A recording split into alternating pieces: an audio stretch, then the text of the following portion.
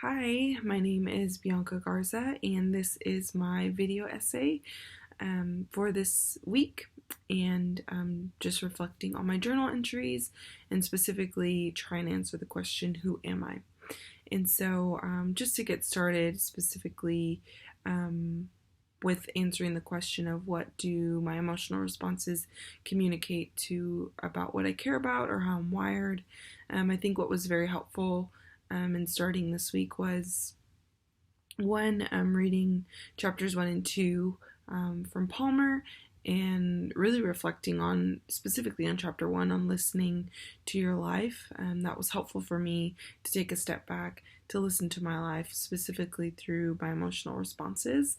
And so one of the things that I was able to see and was reminded of is that something I really care about is immigrants and their stories. And so with the job that I currently have right now, there are a lot of just mixed cultures just between my coworkers. And so specifically with one of them, just got to learn more about his story and coming from Colombia and his family and the dynamics and being in a new country and learning a new language and all of these things. And so that was so fun for me, and it was just kind of like a highlight for me. And then also celebrating that he got his master's degree and yeah, just the accomplishments that he's been able to do while he's been in the States. And that was highlighted for me. And then also overall just this deep desire to see people flourish. And so that is through my coworkers, but also through my roommates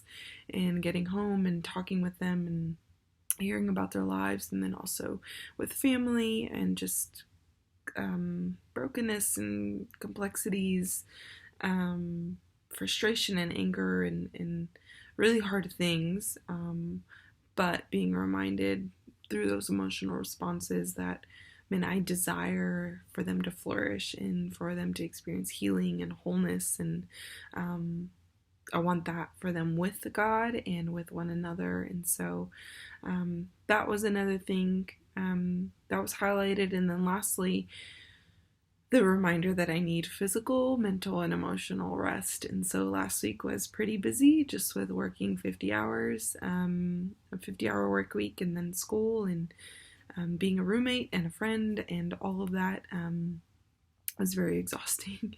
And so, yeah, just being reminded of that, that I'm wired and I'm limited in that way. And that's okay. I'm human.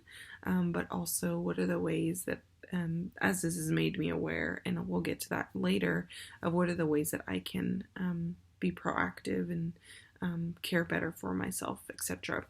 But to go to the next part in the next section, in what ways is my work consistent with my sense of vocational identity? So right now I work at Amazon, and it's kind of an in-between job.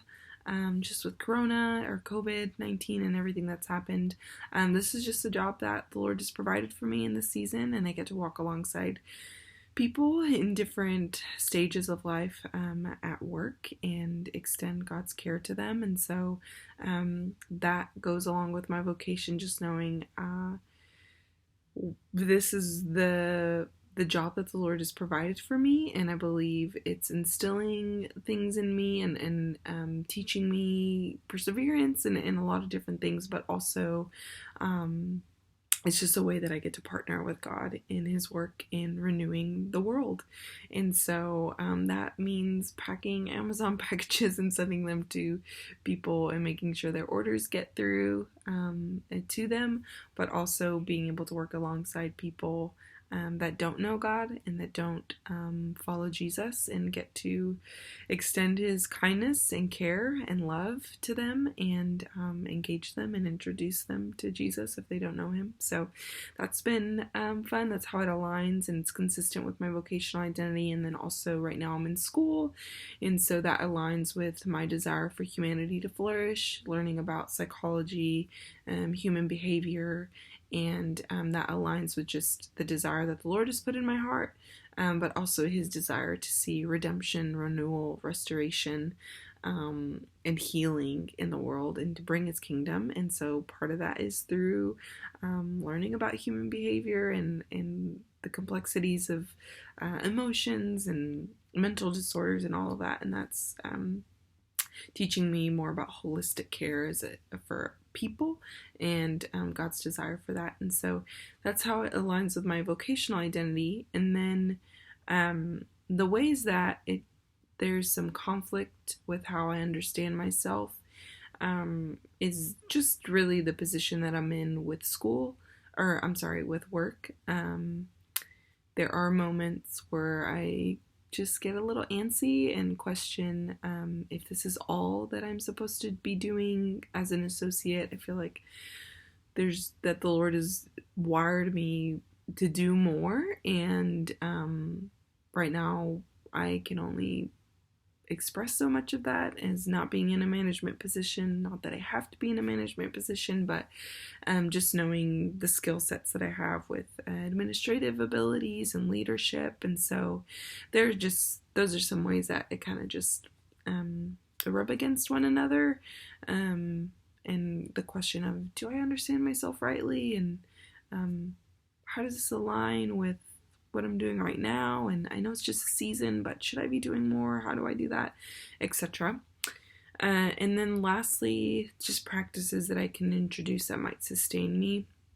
Again, going back to just being reminded that I'm very limited and need rest mentally, emotionally, physically, because I'm human, and God has designed me in this way and actually calls me to rest. And so a way that I can do that, and I've done that but haven't been as consistent in these last 2 to 3 weeks, is setting aside a day for rest, Sabbath. And that would look like no homework and no work, no checking my email, and just taking the day slow and not having to do or go. And so that also includes taking the time to journal. That's very helpful for me, and be honest with my roommates and about how I'm doing. And so going to Brene Brown's video on vulnerability, she says the people that are vulnerable are wholehearted. They're willing to let go of who they thought they should be in order to be who they were or are. And so part of rest includes me allowing myself to be who I am. And that's not just with myself, but that's with God, and that's with others. And to be able to connect with God and with myself and with others. And so part of what is involved in rest is the willingness to let go of who I think I should be, that I need to get all these things done, etc. And then lastly, to finish with a quote from the article from Brene Brown, where she talks about self-awareness, and she says self-awareness and self-love matter, because who we are is how we lead. And so incorporating rest and growing in self-awareness, I've seen that as I rest and take time to just sit in silence, I can listen to my life and my emotions and discover more of who I am, even the parts that I don't really necessarily want to be true, and am able to move forward and grow, and then know, like, this is how I lead. And this is not just from at work, but as a friend, as a roommate, as a daughter, etc. And so that wraps up my reflection video essay. This was super helpful for me, and I'm grateful for it. And just excited for what God will do through this and using this to cause me to listen not just to myself, but to what He has to say. Thanks so much.